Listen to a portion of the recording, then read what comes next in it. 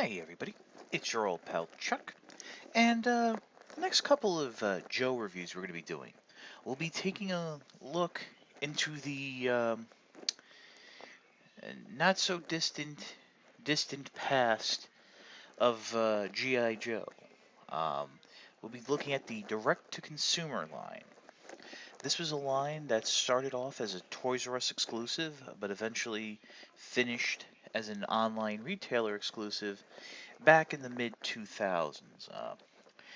I look at it as a bridge gapper between the new sculpt era of Joe versus Cobra, Valor versus Venom, Spy Troops, and the 25th anniversary line, which eventually morphed into the modern, neo-modern, if you want to, Joe aesthetic.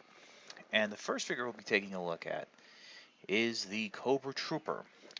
Now, what was nice about the direct-to-consumer line, as well as the main Joe line, which was still on the shelves back then, um, it really was borrowing heavily from what was going on in the comics. And this is how, if I remember correctly from what I've seen here and there, how some of the troopers looked. This is a great update to that classic Cobra Blue. Um, it's actually not as dark and rich a blue. It's more of like a lighter navy. Also, we're missing that gloss finish. This is much more of a matte finish. But if you allow me to remove one of the accessories it comes with, we'll get to a little bit later, you can see more of the figure. Now, I do want to mention the helmet does come off.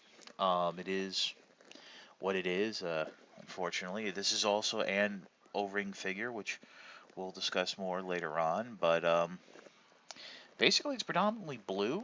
You have the red Cobra insignia, silver highlights here for its grenades, red here down the side of the gauntlet, which I find interesting because that was usually a trait of the Cobra Viper.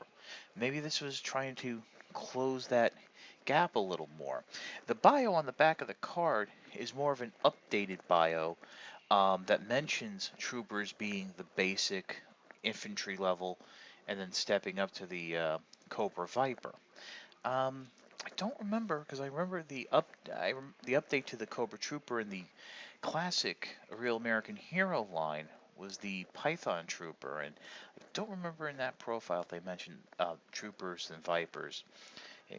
But I will say Cobra has always been good about having a clear line of succession, which I've always appreciated. You have more of that red paintwork on the boots there, and yeah, that's about it. The web gear, which is really just this bit around the waist. These hooks are removable. I They come on in the package. I'm not taking them off. Are in a more of a seafoam green. Now, for articulation, you have your universal shoulder here, which gives you that full range of movement. 90-degree bend at the elbow, rotation at the bicep, nothing further down the wrist. You have to get used to that. Rotation here at the waist. There is a little bit of a bend there because of the O-ring. A ball jointed hips and a single jointed knee which bends 90 degrees and nothing further down the leg. So it was your basic articulation. I know some of the figures had started experimenting with ankle pivot and wrist swivel, but not this guy. I think it was due to the fact of it being a store exclusive. It was a fixed price point.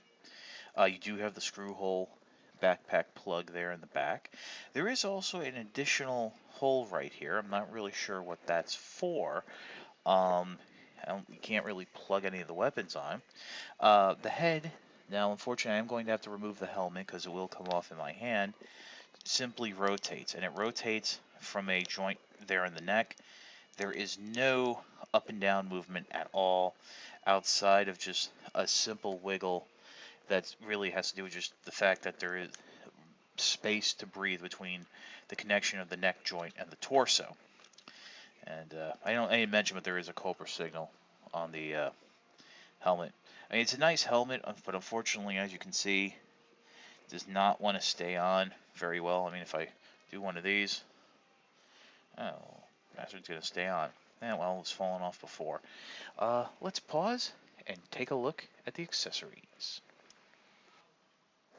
Okay, one of the accessories we saw right at the beginning was this AK-47 with bayonet attachment. This was actually a very popular rifle during the new sculpt era. It appeared in many figure assortments, many different colors. It was a Joe weapon, it was a Cobra weapon. It's actually nice to have it here, since even going back to the original Cobra Trooper, it was mentioned as using the AK-47, but it always came with that Klassenov sniper rifle, which really never worked for me as the Cobra Trooper weapon. And then we have these two components, which can peg together to form a large rocket launcher. You have a handle here and a handle here, and plug here, which, if I am not mistaken, was the plug used either on the sound attack weapons to activate the sounds, or for the modular weapon systems on some of the vehicles. Um, I don't remember how many Cobra vehicles there were in the direct-to-consumer line. There was a HISS tank, and I think maybe you could plug this into the HISS tank. Another thing that it has is on this rear section there are two plugs, and if you rotate the front barrel so the handle is facing up and come in and plug it in, you can basically compress the weapon down like that. You can do it the other way, but you will have more of the barrel facing forward and thus not looking as compact. And now, my final thoughts. Maybe a viewer who has experience with explosive devices can clue me in, but something tells me this is not a safe way to hold a rocket launcher. Something tells me that something will just blow off and he'll lose a limb, but whatever. All in all, I'd always had my eye on this version of the Cobra Trooper just because of how unique it was. It really was a fresh take on that classic concept, which, in contrast to the 25th anniversary, which was just the classic aesthetics with using modern technology, I kind of like it. Now, again, as I mentioned in the beginning, this is an O-ring figure, which means by laws of science and what have you, this will eventually break down and fall apart. Um, and because of that, I'm not really sure if I can recommend it because these figures are only going up in value. And unless you're going to keep it in package, there's no real reason to own it. The Pursuit of Cobra 30th anniversary Cobra Troopers are much better. They're a superior build with better articulation and don't have a giant rubber band in them that will fall apart. Heck, even if you buy it and keep it in card, there's a good chance it'll just the ring will still dry out and snap, and you'll have a two-piece figure just floating around on a card. But I hear people paying money for that, so to each their own. Uh, I got this figure off of Amazon. I'm sure you can find it there, on eBay, in lots. It's all up to you. Um, this is your old pal Chuck for the Cobra Trooper. We'll see you next time.